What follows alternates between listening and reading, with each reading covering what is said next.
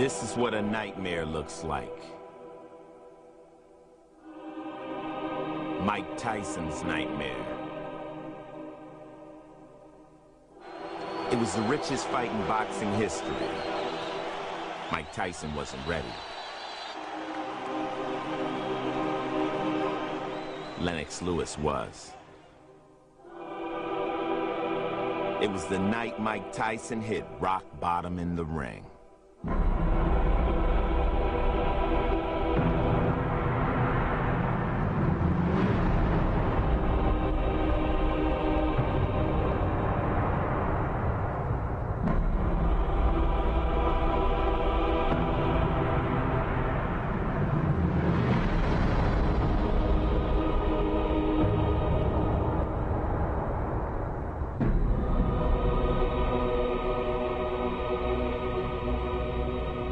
Where do you go from here, Mike? I don't know, man. I might just fade into Bolivian, you know what I mean? I don't have nowhere to go and nothing to do, you know what I mean? I just go fly my pigeons on the roof in New York.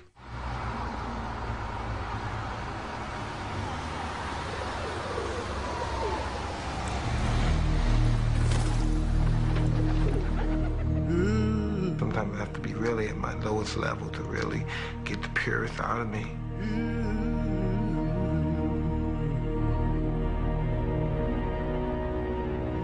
I'm just trying to get back into loving it again. I was just fighting for, I don't know what I was doing. My mind's been other places for a long time. I had no chance to love anybody or care about anybody because I was just so stuck in the past.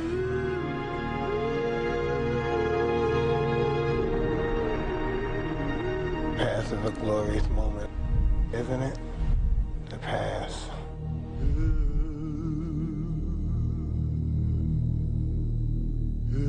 Why can't I have what I want? Why can't I worked hard for it? I sweated for it. I didn't steal it. I bled in the gym for it.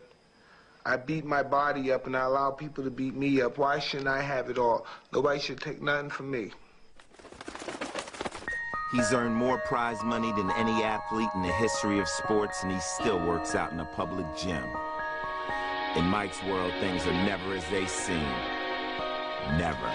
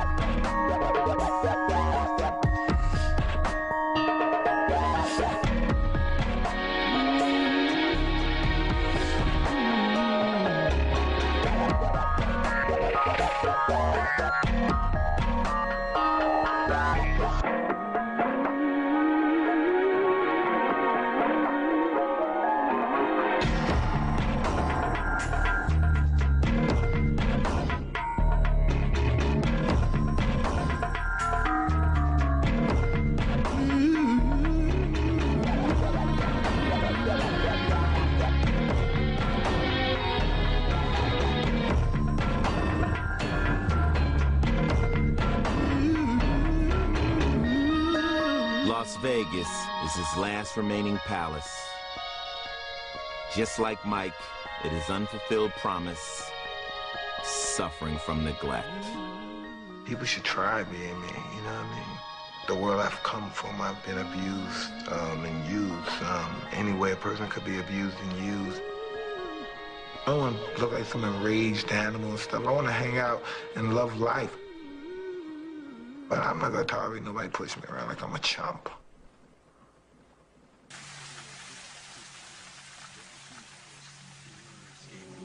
After the Lennox Lewis fight, he was just, I don't know, totally different.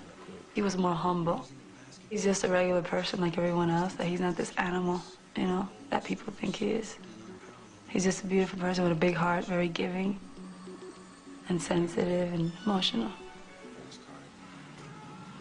I know his past and, you know, it's there. You can't just overlook it.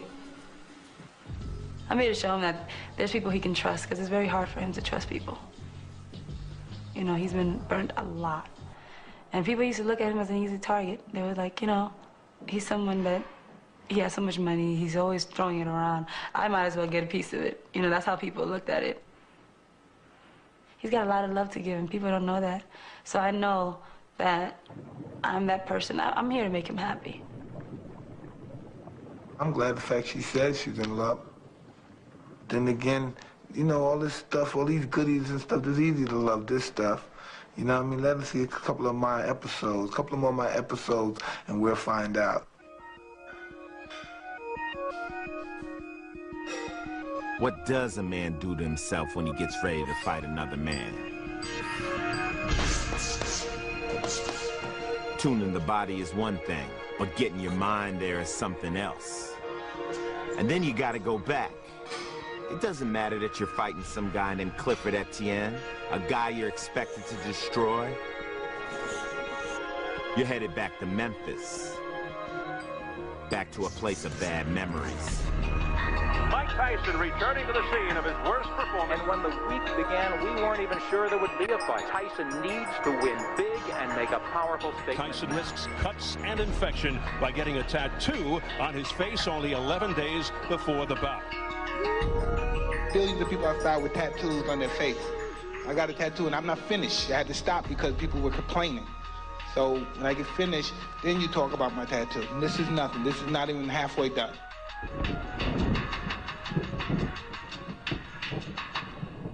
Did speak to Shelly Finkel, Mike Tyson's manager. He did tell me that Mike spent most of the day today in seclusion, very focused, much, much different than when he was here in June against Lennox Lewis. In fact, he said, I wished he'd have had this attitude and this focus going into that fight. So you want to talk to me? What do you want to do with me? You watch my eating techniques there? I gorge the chicken. I eat like a barracuda. Thank you very kindly. I have no etiquette skills whatsoever. I hate Mike Tyson, so I don't like Mike Tyson, so I mostly wish the worst for Mike Tyson.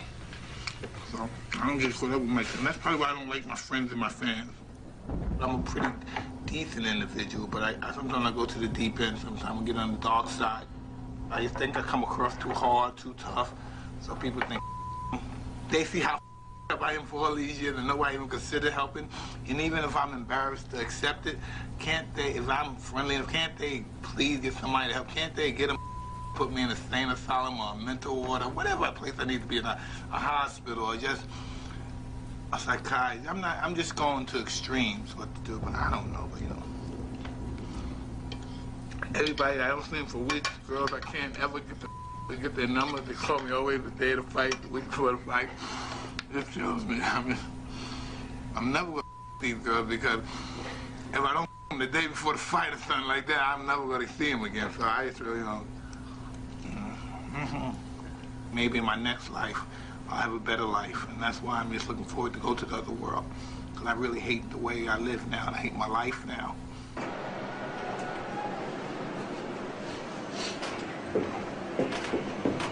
You know, factors over the names and the means. I'm working at another job. None of my friends have any respect for me.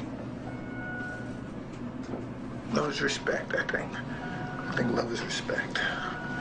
Now, most of these people love me. I got some money, and you know, of course, it's easy to love people that live like me. Got $10 million houses, mansions. It's so easy to love a person like that.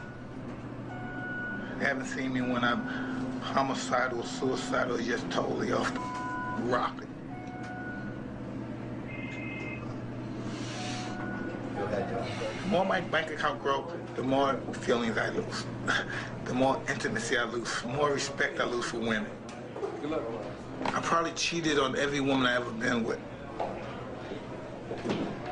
Good luck. Good luck to you, Mike. Probably never respect them because I probably never respect myself. I never understood dignity. He spoke to me.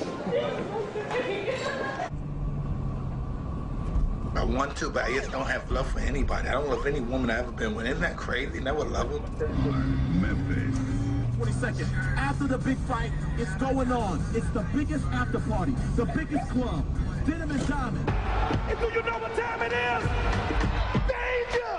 What time is it? Danger!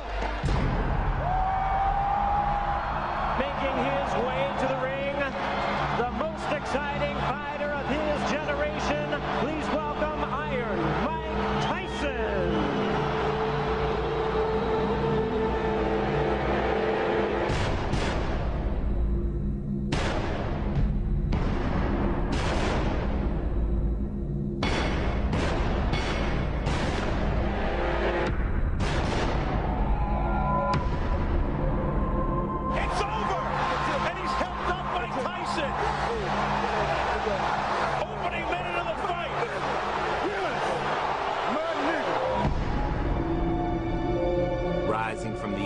That night, Mike Tyson was reborn as a fighter. At least it seemed that way.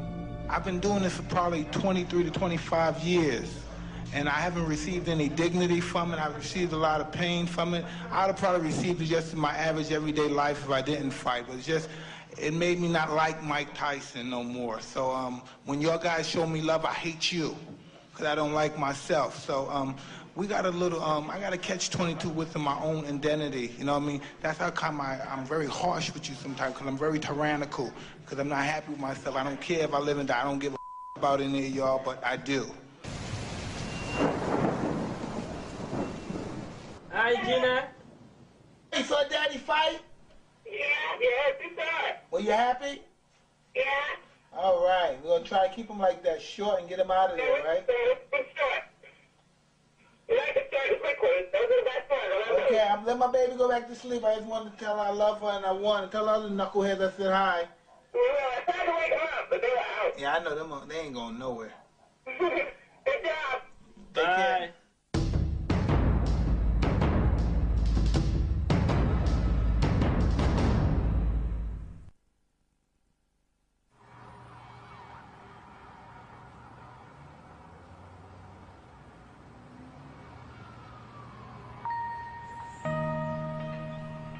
I really have nothing to lose in my life. I have nothing. I lost my soul as a human being. I lost my self-respect.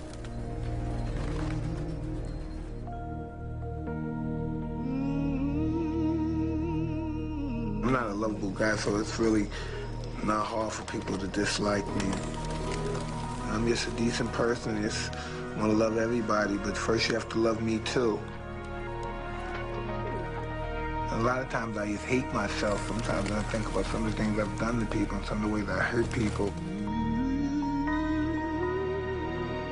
Sometimes the journey home shows you where that hate and that hurt comes from.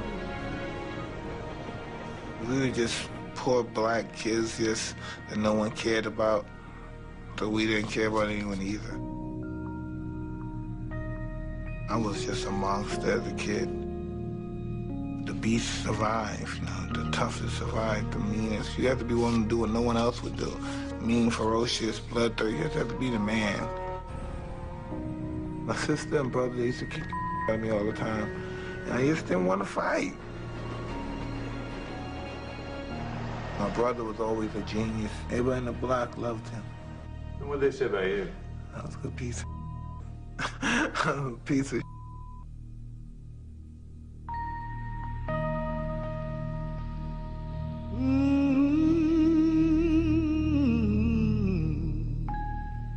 I started breaking houses in Brooklyn. I like the armed robberies. You have to go where the money's at. You have to go in the stores and houses and stuff. I was more inclined to that kind of stuff when I was a child. My mother, my brother, my sister would never steal. They would prefer to beg. They embarrassed me a lot because they were too honest.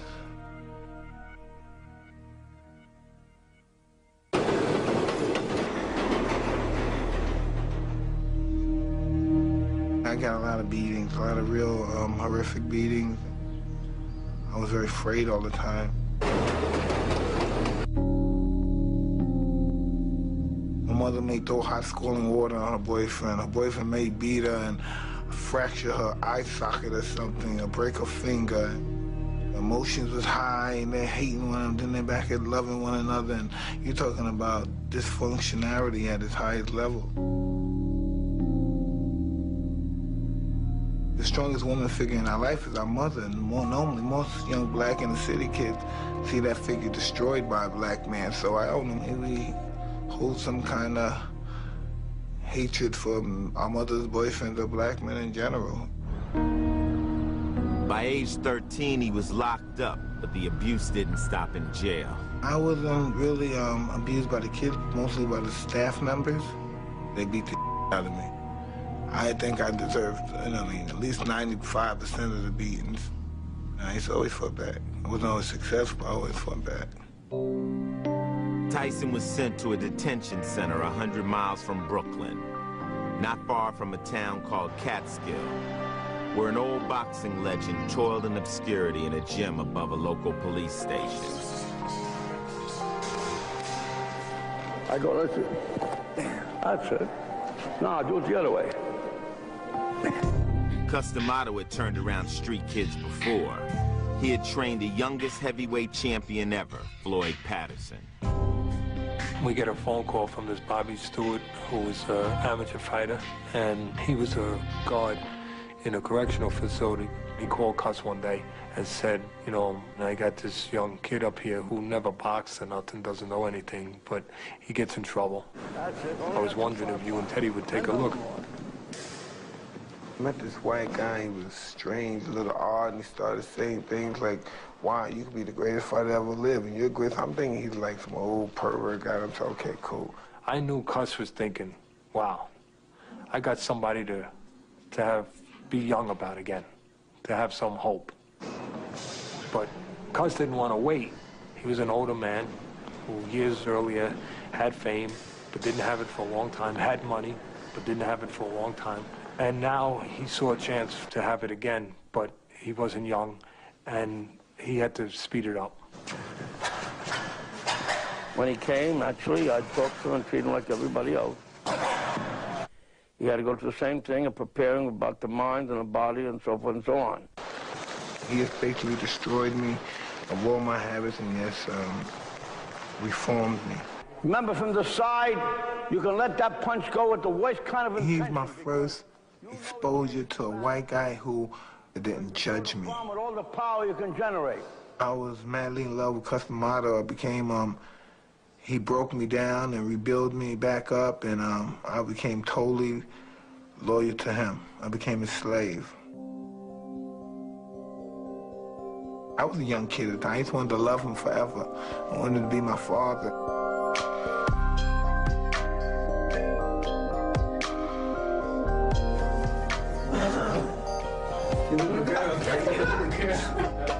Put that front of cup machine.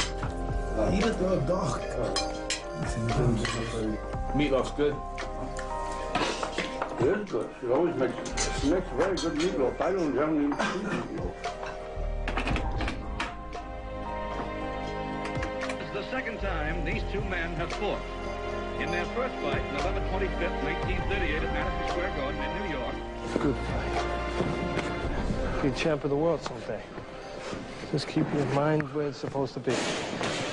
Each week I teach him something new. First week I teach him how to slip punch. Second week I teach him how to weave hooks. Each time he come back, you could see he learned real fast because he was interested.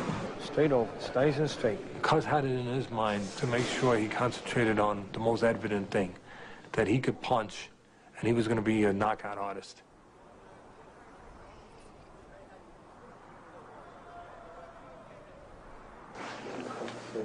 He had this outer body that could really fool you into forgetting that he was still a kid who had to develop. Developed as he was physically, he was lacking emotionally. Look, look, look, just relax, Michael, relax, just relax. Just relax. Relax. Yeah, but just relax. Just relax. When we first started. Yeah, well, just relax. Don't get so tense. Relax. All of this is another boxing match. You've done it already 20 times. You've done it in the gym with better fighters than you're ever gonna fight here. He's unsure of himself. He wants to be reaffirmed that this is worthwhile, that he is worthwhile, that he has merit, that he can handle this. Yeah. Yeah. I'm Mike Tyson. Everybody likes me. Everyone likes you, man. That's right. You have a reason to be proud. I feel an affection for him, that I want him to be okay. I want him to not just win physically, but win emotionally. I want him to be able to get through this. Let's go get ready for a fight. Come on. I was just 15. This is the first big time event. I'm emotionally frayed. I'm a street kid. I'm used to pulling out my gun at people, and now I'm getting ready to fight a guy head up with rules now. He might beat my ass. This white boy might beat the out of me because of the popular. You don't know your doesn't matter about you being big, strong, or not. You fighting a skinny white boy. This is a disciplined sport.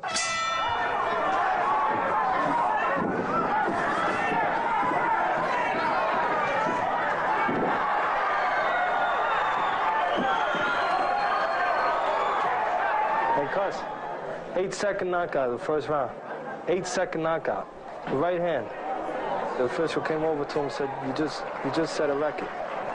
Fastest knockout ever.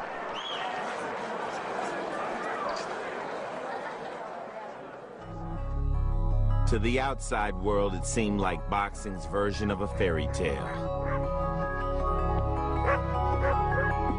But again, in Mike's world, things are never as they seem.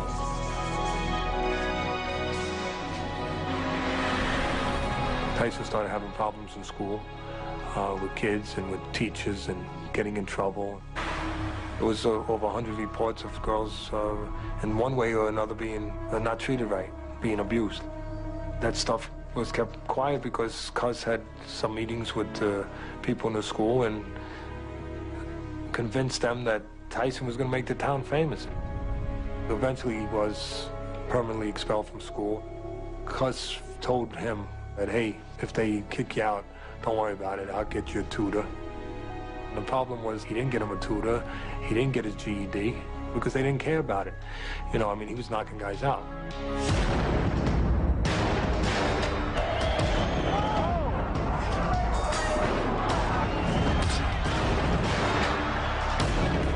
It's like sledgehammers. I'm feeling real white and happy. It was ironic because my mother was sick. I almost forgot about my mother because I was living upper middle class life.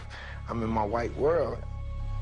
And then Cuz tells me about my mother's situation with the cancer, and I don't understand it.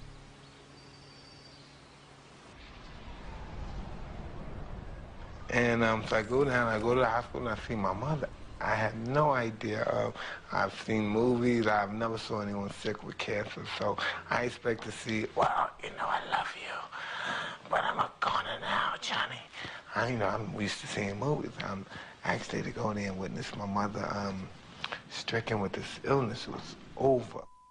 Wow, man. Oh, man, the sunken eyes, the skeleton-like head with the skin tightly around the cranium. It was, whoa, man, it was mind-boggling. So, and she was briefly naked. You could see her breath, and I didn't understand. I just didn't understand that the whole scenario there was, I covered up, I kissed her, I never returned, but I kept telling my sister, hey, I'm going there every day. I've been going every day, but I was out getting high and drinking every night because that knocked, ooh, that took me for, man, I smoked Angel. I really did, man, cocaine. Man, I must have been 15. I blew my mind. So one day, my sister came home, and I guess I was slept because I was hungover and everything. So I was sleeping. I was in my underwear, and I was walking. I guess to open the door for her, and soon as I open the door, she punches me right in my face. Boom! And she said, "Why didn't you tell me Mommy was dead?" And I said, "Oh." And I didn't want to get killed right there, so I said, "I didn't want to hurt you. I couldn't tell you. I went there, but I never went." And ooh, I don't know. I couldn't even go down and witness the body, but my cousin Eric went with her. It was wild. I ain't never want to do that. That poor. I'm not into that. So That was just, that was interesting. That was just interesting in my life. That was just a turning point. That was what happened. That poor that I was gonna be famous and rich.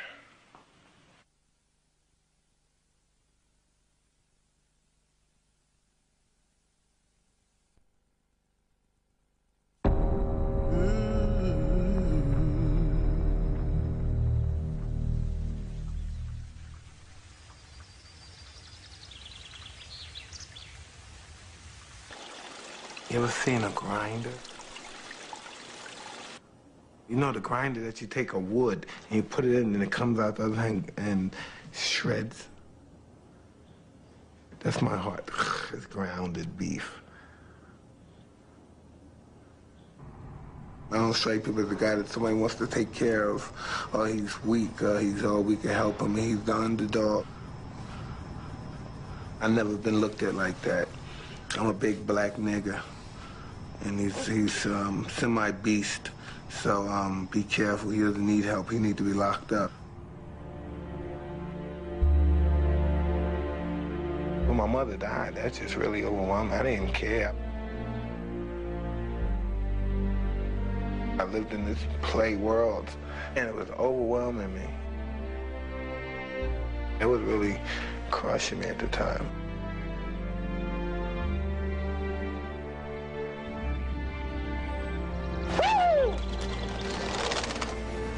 In the fall of 1982, Cus D'Amato became Tyson's legal guardian.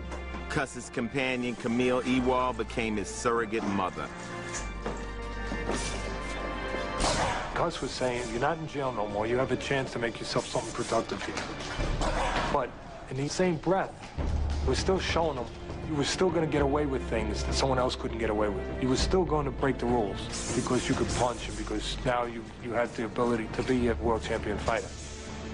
And Cus was playing a dangerous game, I thought.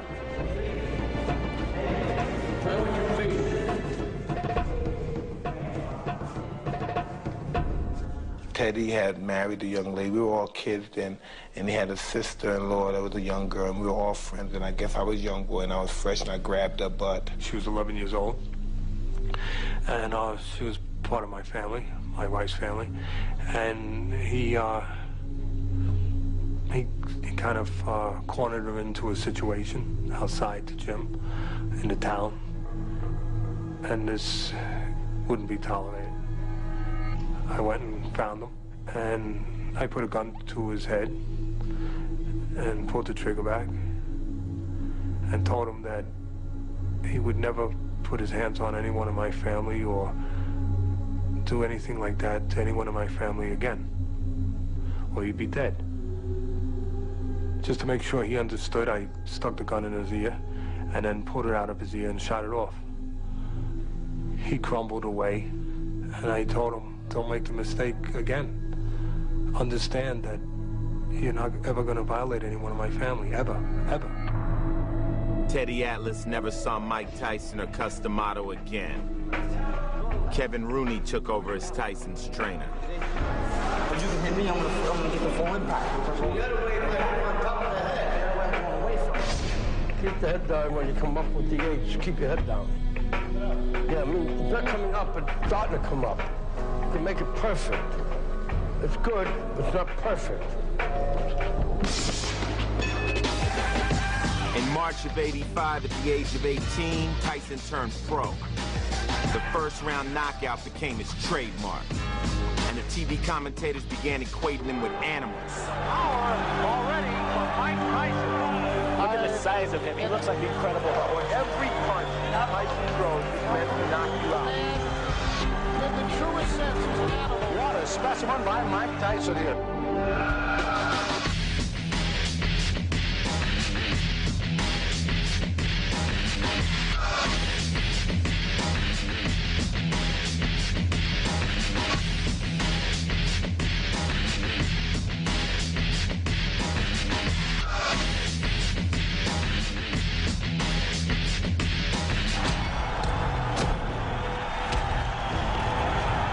He even posed like the old-time fighters he saw in the movies. goal that me, Cuss, Jim Jacobs, and my trainer Kevin Rooney all planned. And God forbid, if anything happened to Cuss, we're all professionals, and we're going to continue. And the outcome is going to be the same. I often say to him, you know, I owe you a lot, and he doesn't know what I mean, but I'm going to tell him now what I mean. Because if he weren't here, I probably wouldn't be alive today. The fact that he is here and doing what he's doing, and doing as well as he's doing, and improving as he has, gives me the motivation and interest to stay alive. And I will stay alive, and I will watch him become a success. Because I will not leave until that happens.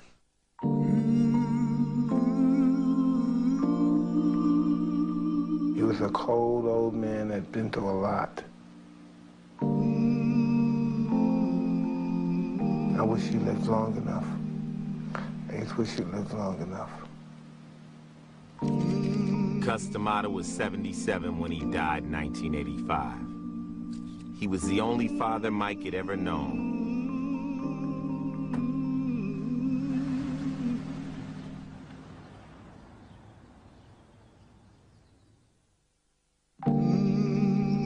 Now what do you do?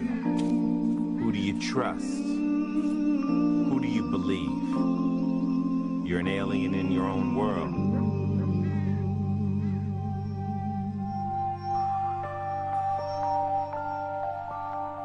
Enter Jim Jacobs, Cuss's confidant and financial backer. Jacobs had paid for Tyson's bills all along, but now he had to lend his emotions. Tyson embraced him as his protector.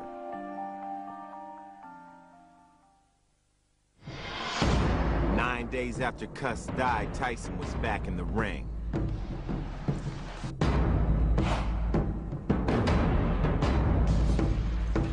And the knockouts continued.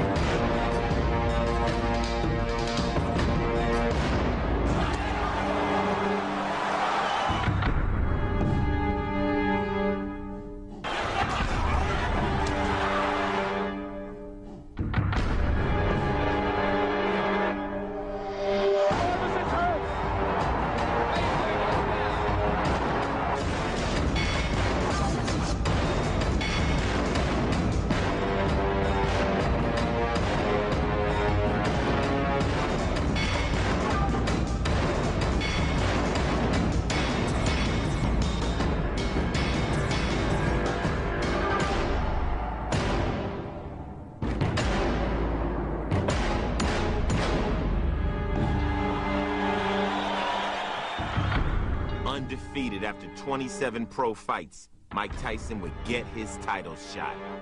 A day with destiny at the age of 20. I'm born to destroy. I'm born to be champion. No, I was just some big gorilla knocking everybody out. Didn't stand for anything. Didn't really care about anything. Just want to fight everybody, the good people, the bad people, everybody. Just hate you all. You know, just you. Fighting out of Catskill, New York, with 27 wins, no defeats, 25 KOs, he is the challenger, Mike Tyson.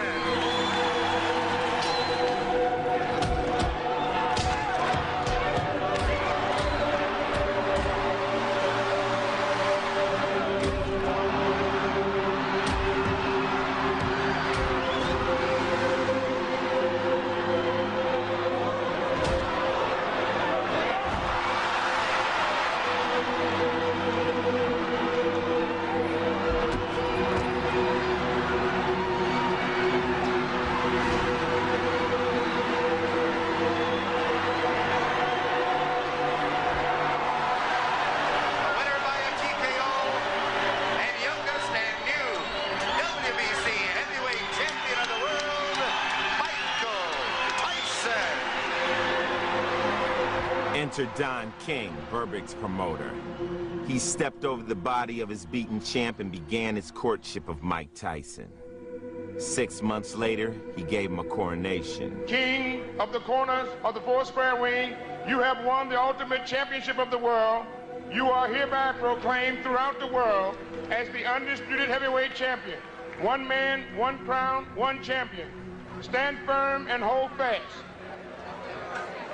I don't have to talk, do I? Because I don't know what to say. Long live the king! Long live the king! Long live the king!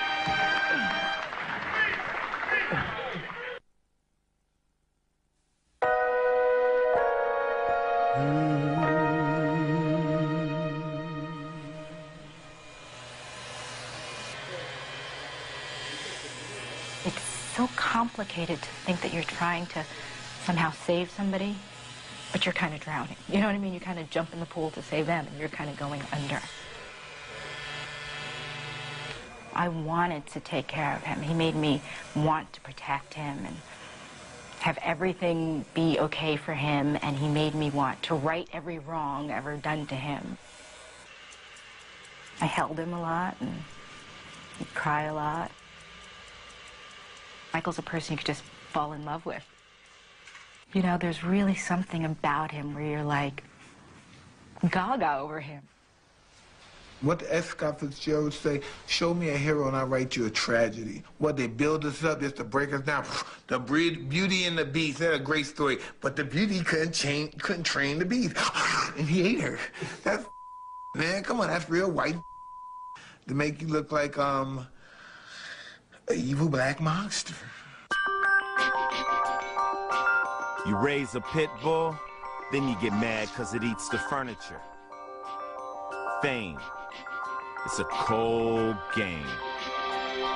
In Mike's world, it wasn't a good thing. He was controversial enough in the ring.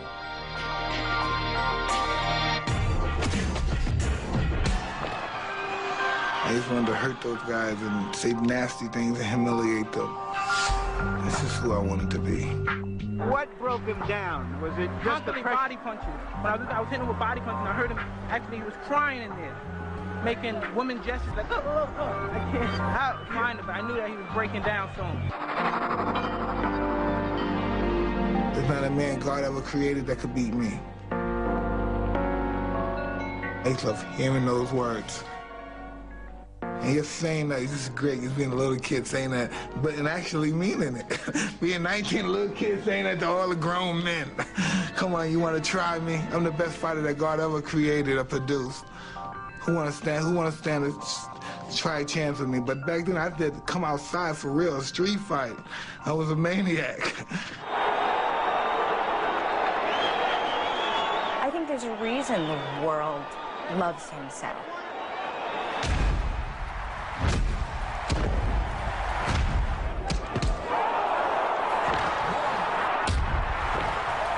There's such a lovable side to him. It's really so soft and gentle and, you know, sort of like a bear. The winner, and still the undisputed, undefeated heavyweight champion of the world, Iron Mike Tyson. I remember him grabbing me and saying, "You're going to be my woman, and I'm going to love you like no one's loved you," you know, that kind of thing. I was just young, she was young, we were crazy at the time. Two crazy people in love, you know, too much passion sometimes. When they met, Mike was 21 and Robin was 22.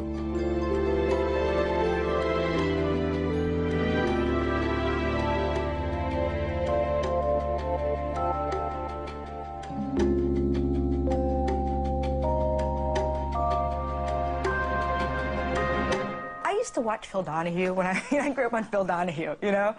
And you watch those shows and you think of women that have been hit and you go, oh my God, that would never happen to me. What's wrong with this woman? I remember the impact. I remember the turn and the hook.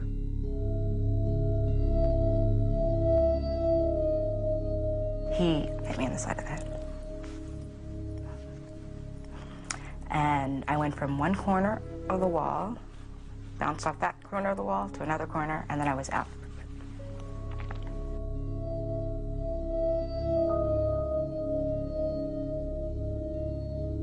didn't think he would do that. I was shocked. I went from being completely numb to completely embarrassed. I remember thinking, wow, he must really love me. I remember feeling that. Not thinking it, feeling it.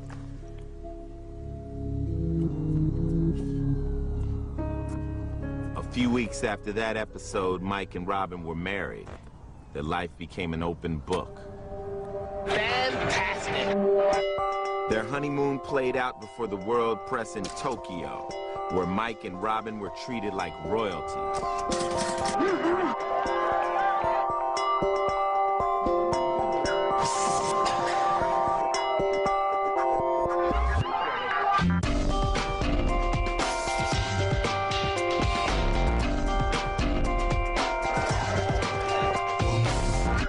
And oh yeah, there was that Tony Tubbs fight. Tubbs is hurt. Tubbs is hurt badly. It was a left hook. The fight is over. With stunning swiftness. Greed reaches at the deepest core of people. It reaches deep at them, and they're fighting for me and stuff and all that crap. And then that made it easy for Don King to sneak in, and he used, and he got me good. He was pretty good. He's a very interesting individual.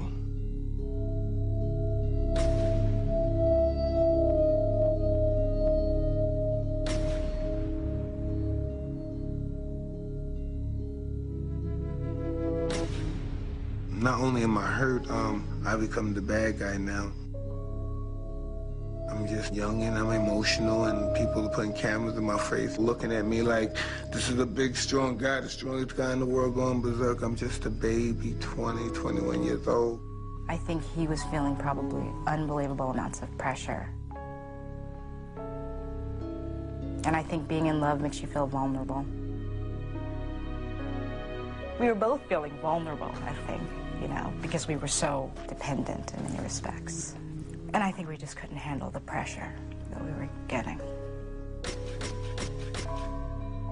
One time it had gotten pretty bad, and he swung a phone at me that I knew was gonna hit my face, and really, I think I felt the pain before, you know, but just choking me, he vomiting and him kicking me, things like that. But he felt bad. I mean, he felt really bad afterwards. You know, he'd cry like a baby. Next, I mean, like a baby, just cry. I would hold him. I'd hold ice on my face and hold him, you know, and tell him I would console him. And you would think this is a grown man that has all of his emotional capabilities in him and together and intact, and it's just not true. It was some kind of love. I mean, the kind you doesn't go away. That kind.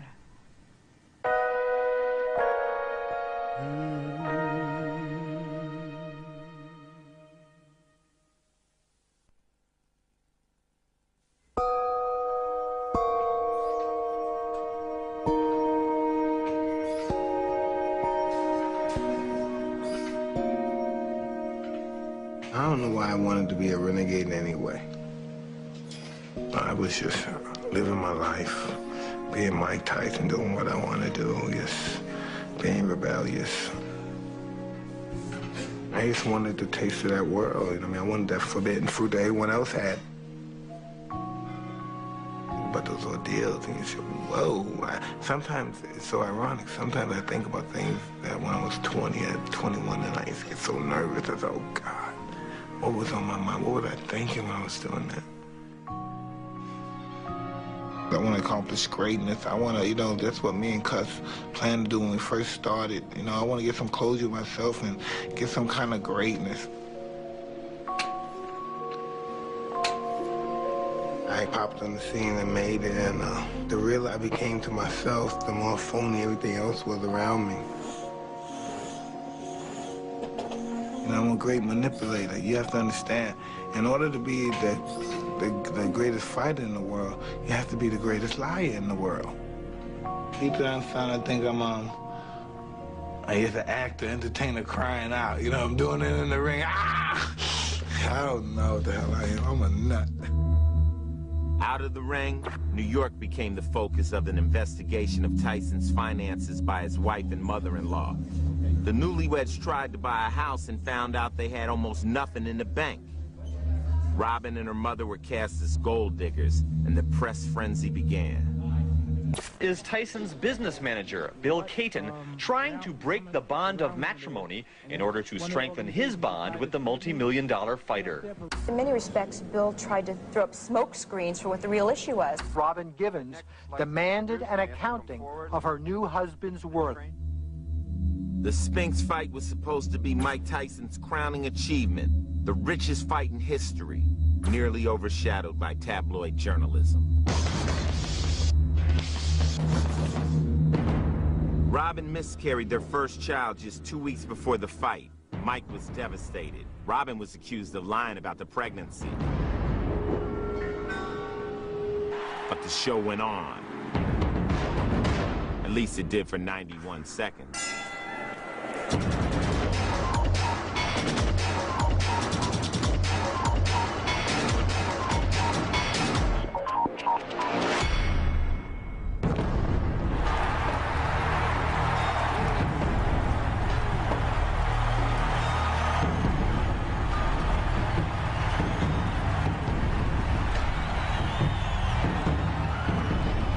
Ironic that in the afterglow of his greatest victory, Tyson focused less on the fight and more on the press.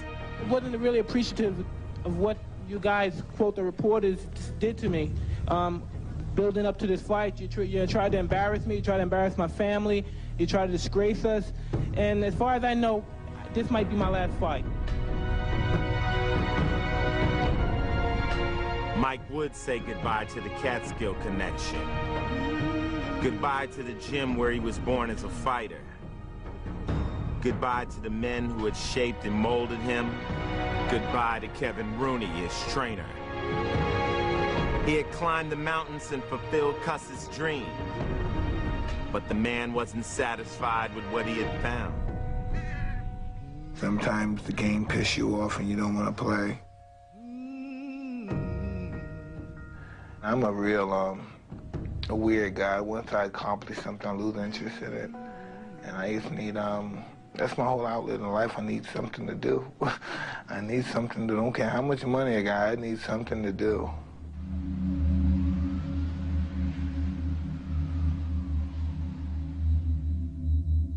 It just started getting dangerous. So when I say I'm happy that everybody's alive in my family, like, it got dangerous.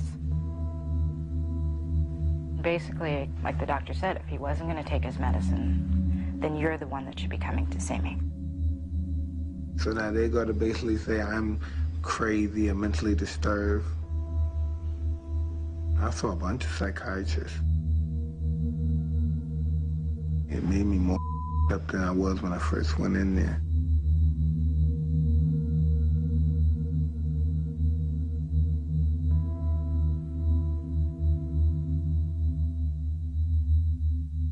As the battle over Mike Tyson's mental health continues, the latest round goes to the champ, according to the psychiatrist who examined Tyson this week. Mike Tyson's problem or disturbance does not rise to the level of a serious mental illness called manic depressive illness.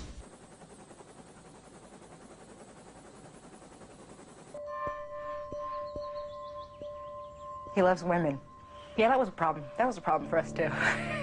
The loving women part.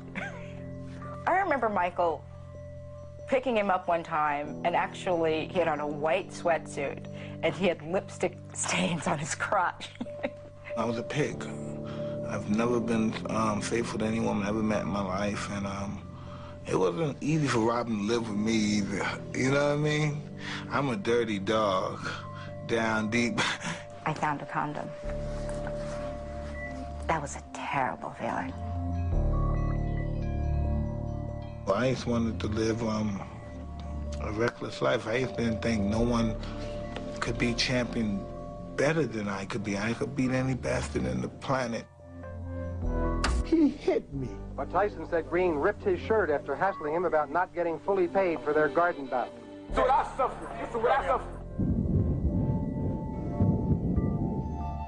Tyson's car skidded off a wet road and slammed into a tree, knocking the fighter unconscious. He was taken to a local hospital and then transferred to one in New York City. You okay? All the while, his wife tried to keep the media away. No, give us a break. Give us a break. Give us a break. Give us a break. Give us a break. Good.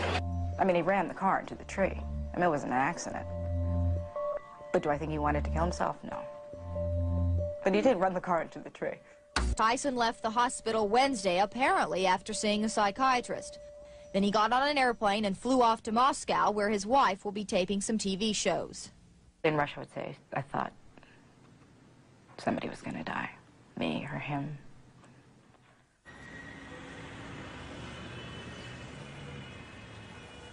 Well, I forget what floor we were on, but he was hanging over the balcony with his fingertips, saying he wants to make a comeback. I said, you can't come back, you're number one, you know. I don't know how I got him in the room. But I think he passed out. I think he'd been drinking and he passed out. And we flew back. And then the next day I did Barbara Walters. Michael is a manic depressive. He is. I mean, that's just a fact. It's been worse than anything I could possibly imagine. It's been pure hell. I've become afraid. He gets out of... I was overwhelmed. I was just trying to keep my cool. You know, I always thought it was just, why would they do that to someone like that? Why would they do it to any human being? I definitely regretted it. I mean, if I could take it back, I definitely would. Like I said, I thought I was doing a brave thing, and it was just very poor judgment on my part. Police were called to Tyson's Bernardsville mansion by Robin Gibbons, who said that Tyson had gone on a rampage. We were in the washroom area, sort of hiding, and he calmed down, and he said, Robin, come here. And I didn't go.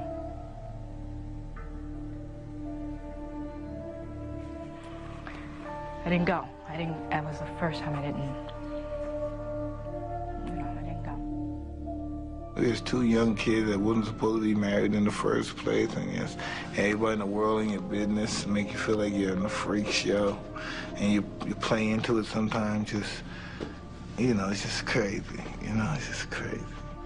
Robin Givens fled to California from her husband, the heavyweight champion Mike Tyson. And today, Marvin Mitchelson filed for a Givens divorce from Tyson.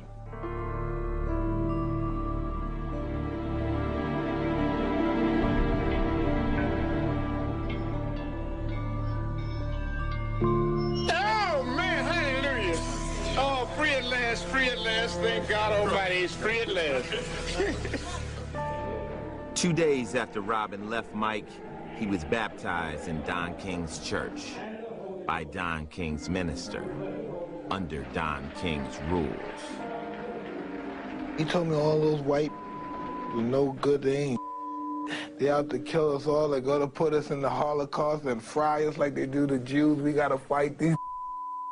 Oh, he told me some good. Oh, I love that. Oh, yeah, we gotta get them. They're gonna fry us. And I started believing that they hate us, you know, and I played into that stuff.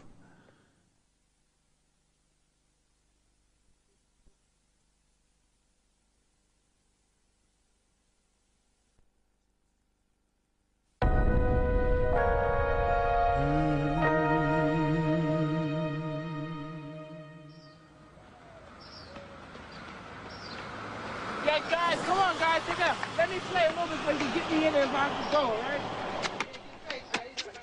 Yeah, money.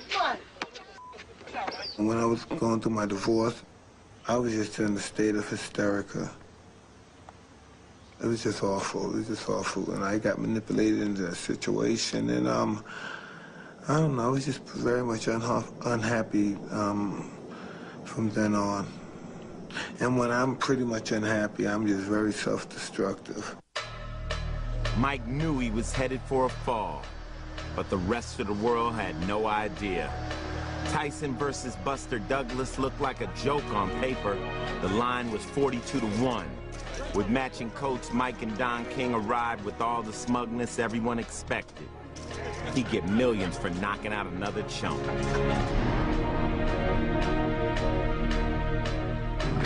Come one, come all, because nobody can get close to me. They're not even close. I'm the best fighter in the world. There's not a man God ever created that can beat me. There's nobody that can beat me. There's nobody that can beat me. Nobody's invincible. Nobody's the greatest fighter of the world.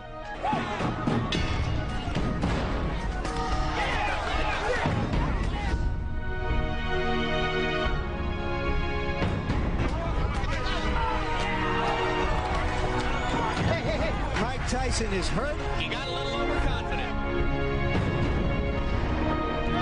Tyson is holding on. There's a right hand uppercut, and down goes Douglas. As suddenly as that. Tyson needed something like that desperately. Douglas comes back with a left and a right. Tyson is wobbling. Tyson needs the ropes. Without the ropes, Mike would have gone down. Down goes Tyson.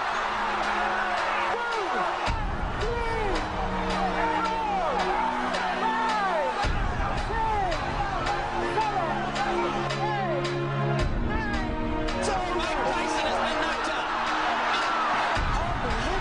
The biggest upset in the history of heavyweight championship fights. The greatest upset in boxing history.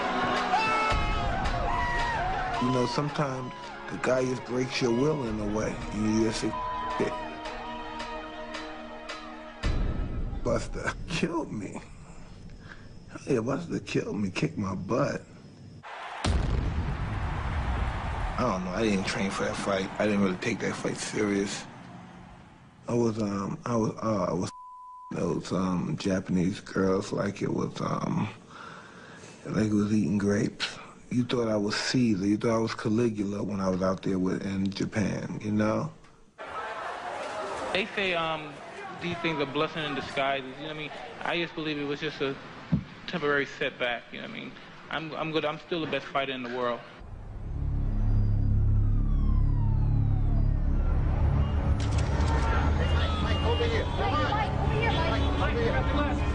What happened in Tokyo? Well, it's a bad situation at the time, but I'll be okay. Buster Douglas fought a great fight, and I'll be champion again within 6 months. Mike Tyson wouldn't be champion again for 6 years. No fighter would stop him. His lust for women would. I said, try that again, and I'll smack the blank out of you. It's like, whoa, whoa, we have a live one here.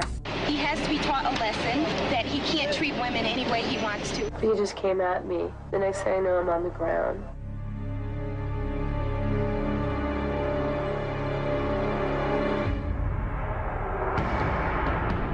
Mike Tyson's sister died, Denise Anderson. She was only 24 years old, but she was very obese. She weighed more than 300 pounds. She died of a heart attack at home in Queens.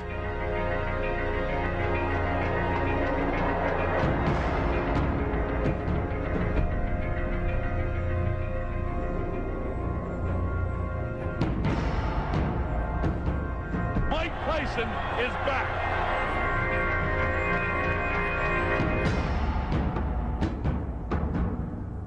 Hello, my name is Desiree. My ideal mate is athletic. Hi, I'm Mike Tyson, and be sure to watch the Miss Black America pageant on this channel, and we will have fun with these pretty black girls. God.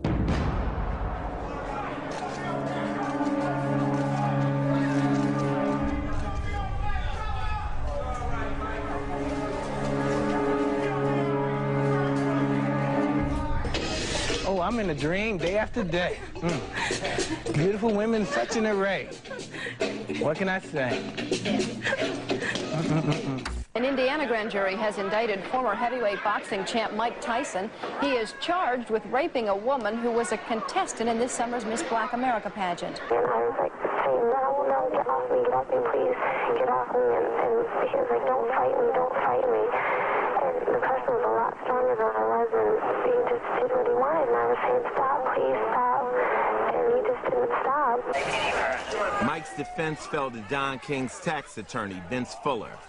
Fuller had never tried a case like this before, but King was confident until the end. We're very thankful for the verdict of guilty, but I don't think we should lose sight of the fact that this is really, in some ways, a tragic moment because two young people's lives have been dramatically affected. Desiree Washington knows what happened in the room. I know what happened, and I know I'm innocent.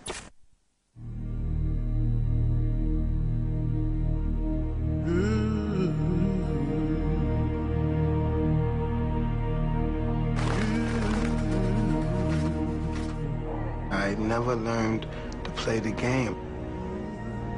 I just was angry at myself and angry at everybody. The judicial system hates me. It just hates me. For what reason? I don't know. What the did I do? Why would you give me 3 years? If the sentence was 63 and you gave me 3, you knew in your heart I didn't rape anybody. You know what I mean?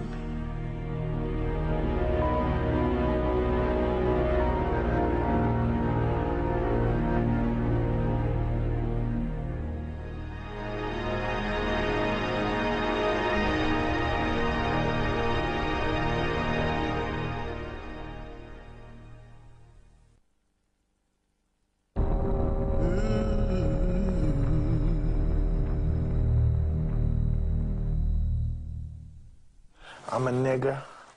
I'm in a bunch of I've been convicted for raping somebody. I've been charged for raping somebody, but I got away with it, so to speak, because I'm a celebrity. I beat some guys up. I brutalized some people. I've been to jail. I've been in all type of you know, really, that's telling the truth. I can't vote. I'm a felon. I'm paying millions and millions of dollars, tens of millions of dollars out of my ass for taxes, and I have no rights. And just I don't got a chance in this society.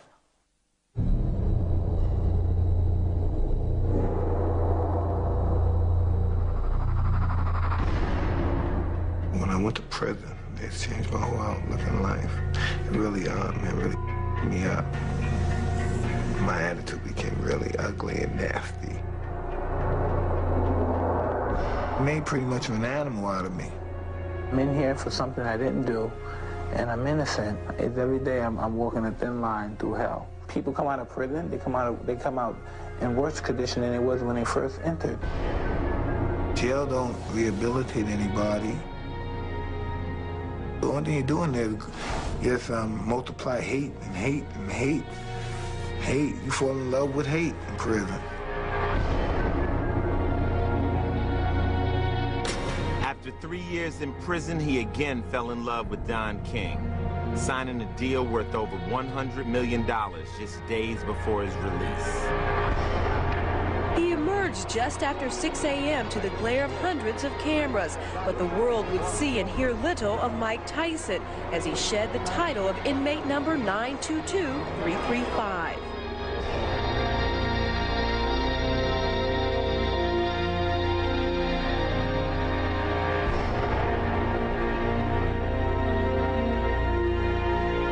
I was just so scared. Now I'm back in society.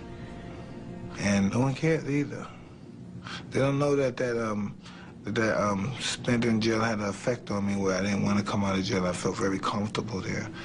I was afraid to come home when I left in the end. I didn't want to leave. I was trying to go back, you know, but they wouldn't take me back.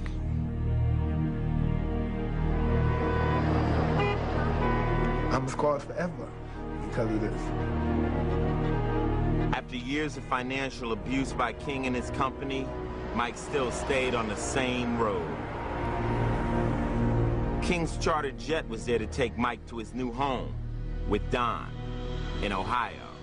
In prison, Mike had converted to Islam, but his religion remained Don King.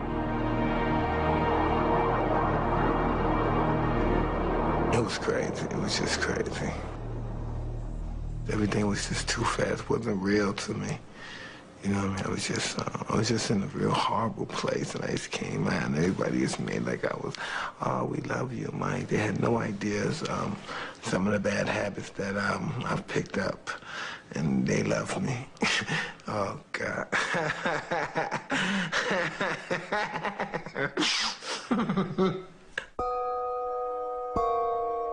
They told me a lot of dreams I didn't know what I could do when I got out. I just didn't know where I trust these guys, and I believe they have my best interests. But I didn't understand what's going on, man. Really, I didn't. Afternoon. In the last 3 years, I had the chance to reflect on my life and develop my mind, and I will continue my journey to making myself a better person. I came out with more vengeance than anything. I guess it was more evil and vengeance, you know. There's been a lot of speculation about my plans, and here they are. I will fight again. I signed contracts with these people for large sums of money. They didn't want to hear nothing. They didn't want to hear you need some time to get your mind together and your life together. You need this money. You have to pay back this money. There's no question that when Mike was in prison, he was effectively bankrupt. Mike's future was well planned out by Don King prior to him getting out of prison. He gave trust to him in many, many, many areas, and Don managed to ensure that Mike had no lawyers, no financial advisors, and no accountants. I was walking him through some of the legal documents, just one of which managed to take $43.5 million out of Mike's pocket and put it into Don's pocket. Cus once told me, I never forgot that. He said, hey, there's animals disguised as human beings out here. You're not sophisticated enough to decipher the two. In April of '95, Tyson moved his base of operations to Las Vegas.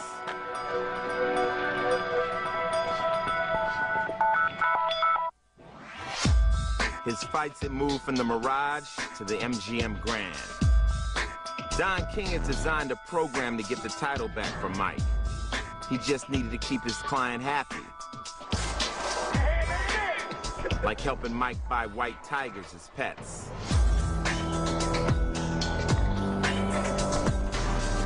His house was next to Wayne Newton.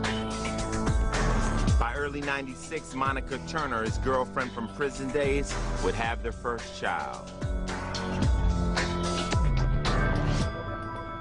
There were often times where I felt that there were outside people who kind of manipulated what should have been a personal relationship for their own interests.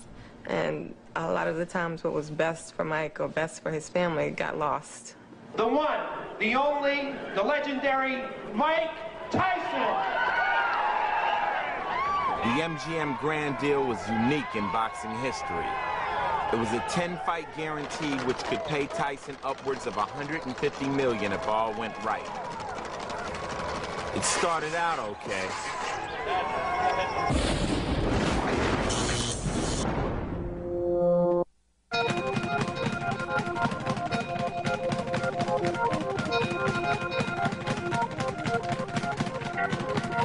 First it was McNeely.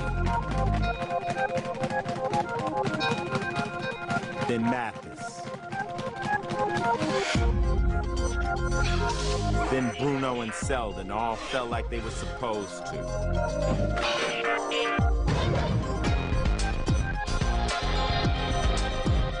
But Evander Holyfield didn't follow the script.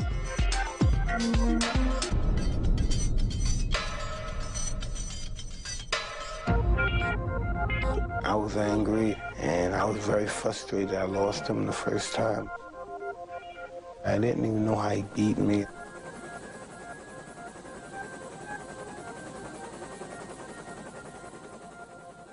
The second fight, I realized he was headbutting me, and I realized that's how I felt the first time, the dizziness.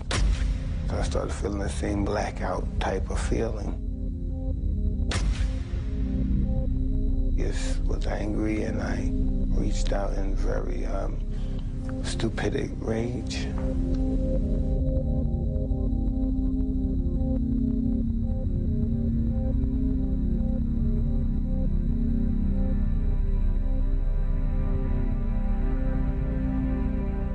I really regret doing that, but wow, you know, I was going through a lot. I had a lot on my mind, and I was fighting a lot of demons.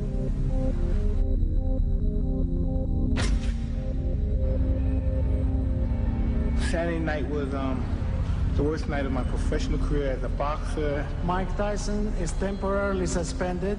I move that Michael Gerard Tyson's boxing license be revoked and pay administrative fine in the amount of $3 million.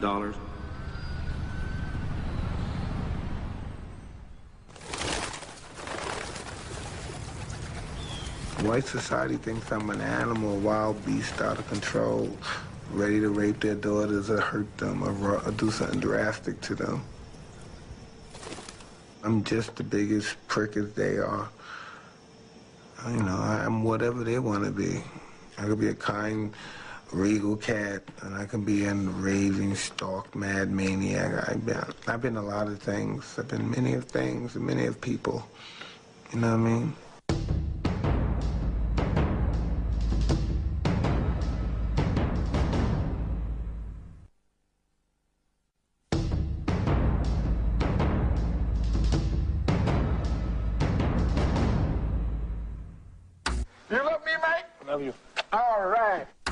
No, get off me. Get off my hand. He, without seeing, let him catch the first stone. Don, did you ever steal from him?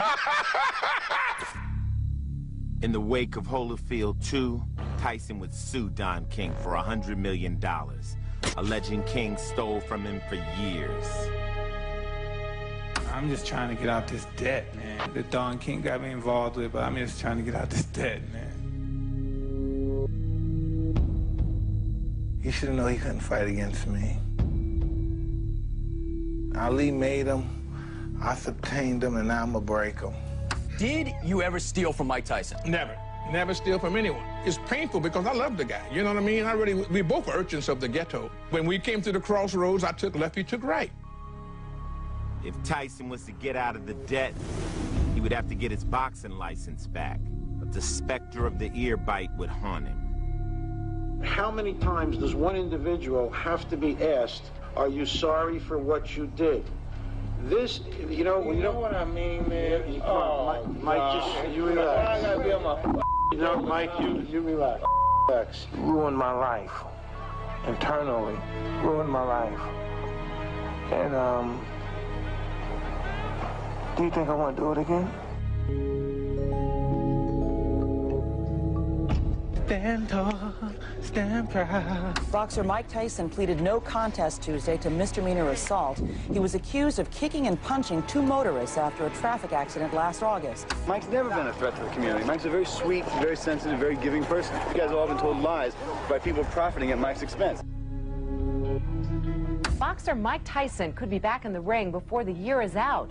On Monday, in a 4-1 split decision, the Nevada Athletic Commission gave Tyson his license back. An emotional Mike Tyson winning another round in his beleaguered boxing career. I was f***ed up, man. You have to admit, man, God, man. You guys have no idea. You guys have no idea. Fighting Mr. Holyfield's ear off and all that stuff. You know what I mean? You don't care about that? No, Holyfield. His anger and his debt grew. Now the IRS wanted $13 million. Don King's sweet talk had left him totally unprotected. Man, you gotta understand these niggas did. They make my wife, like I left my, because they had my wife think I'm a punk ass. It made me look like a bitch ass nigga, humiliated me. So really I left because I wasn't even a man in my household no more. That's really the real reason I left.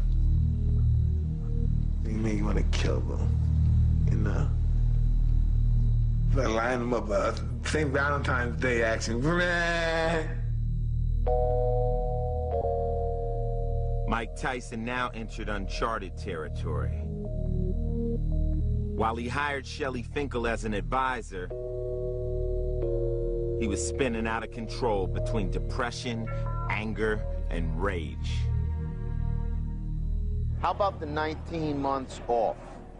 What about it? What about it? Does it pose any problem to you? We'll see. I doubt it seriously. You take into the ring a lot of rage. You know, who cares? We're in a fight anyway. What does it matter? Well, for example, rage against Evander Holyfield worked against you. it. It's a fight, so whatever happens, happens. Mike, why do you have to talk like that? Well, I'm talking to you the way I want to talk to you. You have a problem, turn off your station. You know what? I think we'll end the discussion right now. Then we could. You got it. Have a nice fight, Mike. Fuck off.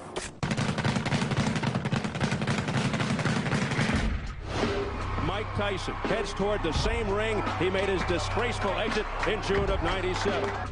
I don't know if I'm prepared to fight at the end of this year or anything. Just a lot of things I've been going through, and I have to be prepared psychologically. Two big misses by Mike Tyson. Another miss with a wild swing. Tyson continues to miss with those wild lefts. Both are off to a tremendous start. Right, come on. Hey, Mike.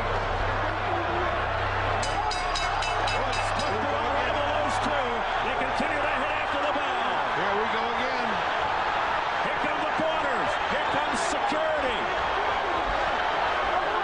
It's bedlam in the ring. The two have to be ripped apart at the end of round one. What an unbelievable start.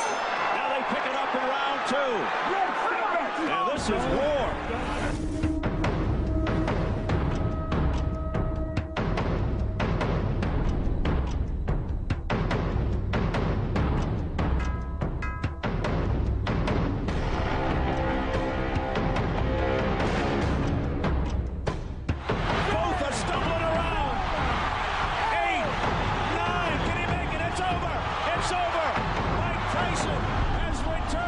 I'm not afraid to die. I'm not afraid to waste my life, because when I die, I'm going to paradise.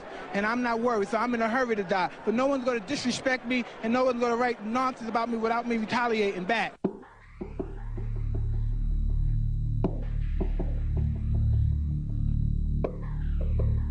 Retaliation. Assaulting two guys at a traffic accident would put him back behind bars in the spring of '99. Things go really good for a while, and then they go the opposite way, kind of like a roller coaster. But there's just a lot of outside forces that you don't see unless you're in it, that happen every day.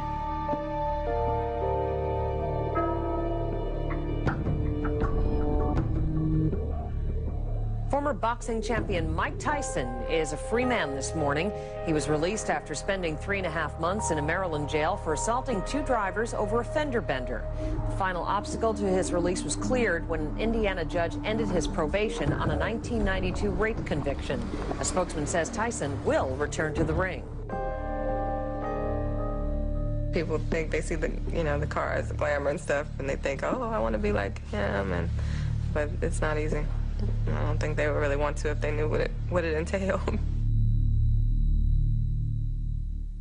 Things are getting ugly again. Doesn't seem like we're ever going to have a normal fight. Oh, great! Oh, and he hits him after the bell, and Norris goes down, and here we go again.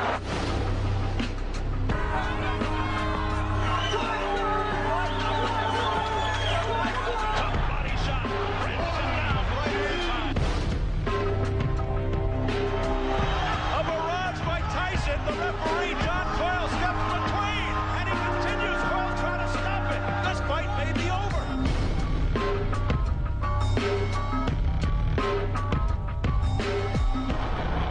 I'm the most brutal and vicious and most ruthless champion there's ever been. There's no one can stop me. Lynx is a conqueror. No, I'm Alexander. He's no Alexander. I'm the best ever. There's never been anybody as ruthless. I'm Sonny Liston. I'm Jack Dempsey. There's no one like me. I'm from Nairclaw. There's no one that can match me. My style is impetuous. My defense is impregnable. And I'm just ferocious. I want your heart. I want to eat his children. Praise be to Allah.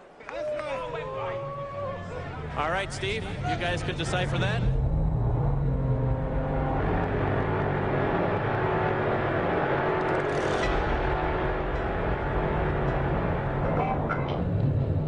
See, look, I done got this medication, right?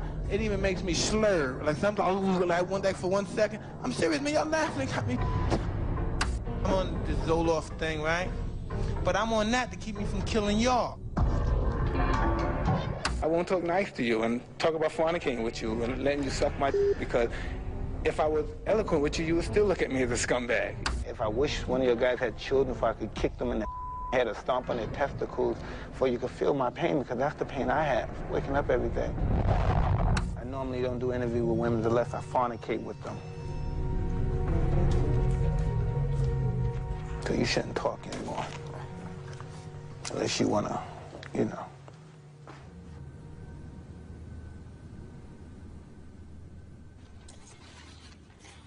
There were days and nights that, you know, you're not sure what's going to happen today or tomorrow. I loved him through a lot of ups and a lot of downs, but I couldn't take the hurt anymore. We got along great, other than the whole issue of, you know, other women.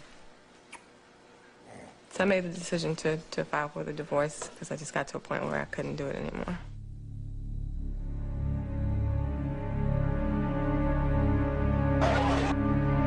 Heavyweight champion of the world, fired, Mike Tyson. When I was a little kid, people used to bother me a lot, tease them. As I got older, I started fighting people back.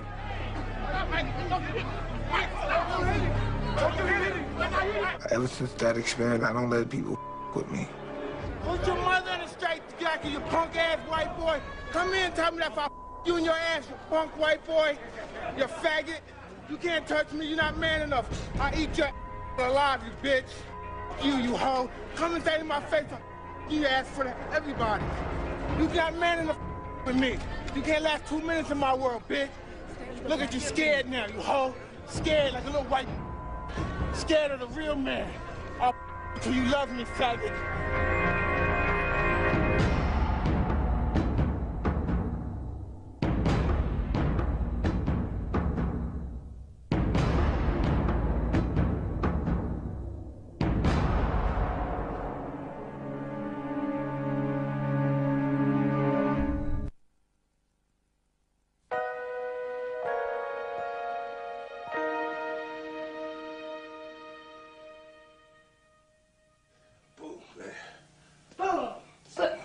This one right here. Damn. You know, nobody really feels for me no more in this world. I guess they wrote me off pretty much. I'm thinking more about what I'm going to do after. By the time I work, I'm going to take care of my kids, besides the trust funds and all that. You know what I mean? That's what I think about how to take care of their kids, my grandkids now. I'm a real angry and bitter man, Mr. Mike. I'm real angry and bitter at some people. Really.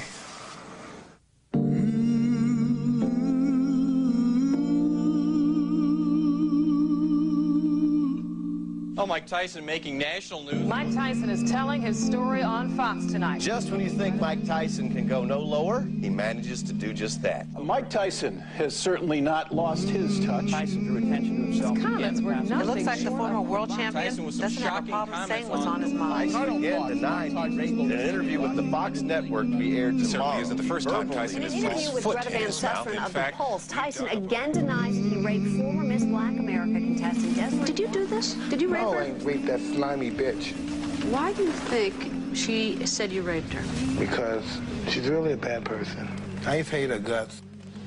She put me in that state where I don't know.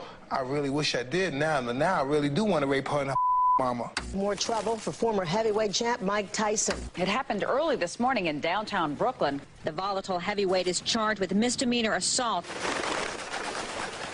I'm a nigga. I'm a big, strong nigga that knocks out people and rapes people and rips off people, you know what I mean, bully people. You. I'm gonna live my life. I understand this society that I live in hates me. I'm gonna suck. I'm gonna spend it. I'm gonna live until they kill me.